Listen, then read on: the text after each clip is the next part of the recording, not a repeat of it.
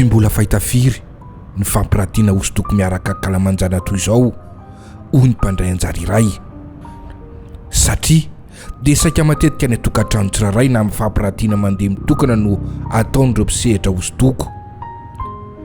Ny mpihira mantsony no tena fantatra noho izy ireo afaka mampiaraka manao fampisehoana ka izany no isaorany mikarakara manana heritreritra nanao ity hetsika ity izay mandritry ny ray volana be izao. Fa isaorana an'le fitondrana zany fa tena nihetsika zany le fitondrana amin'le resaka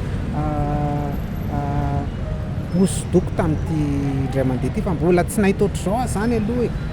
Tsy haiko izay tany aloha be tany fa tsy mbola nahita ohatr'izao zany, ary izy ty tsy mijanona amin'ny eto amin'le fampisehoana eto amin'ny kalamanjana ohatr'izao, fa mbola tety trano zany, tety galerie koa le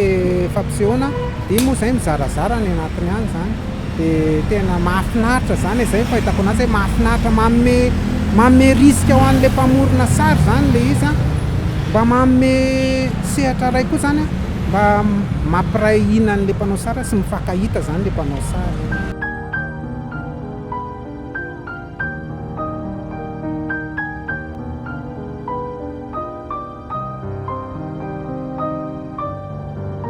Fitiavako nature satria ny tenako raha teo a mpanao voninkazo na hoe fleuriste, mpanao harmonisation en art floral,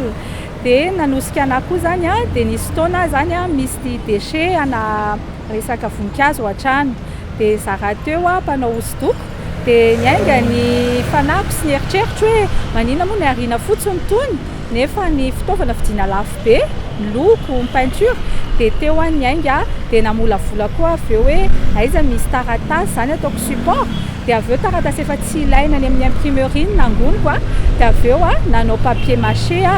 dia fantatro hoe ny papier antemoro tokony malagasy, dia manimba koa nefa le papier antemoro hoe manapaka hazo, dia raikitra ny eritreritra hoe haiko ny mifeny papier antemoro amin'ny resaka texture, dia nanaovako style papier antemoro ihany zany le izy, fa ny papier ampiasaiko zany papier recyclé. No amarinina fa betsaka ireo mpitsidika ary azo lazaina fa mahafapo an'ireo mpisehatra ny vokatra. Maro ireo olona liana amin'ny fampiratiana ary samy ny aiky ny akanto ny ahitao vokarin'ireo mpisehatra hosodoko malagasy. Marina fa saika manerina ny faritra eto Madagasikara no manao ity hetsika iray volan'ny sary hosodoko ity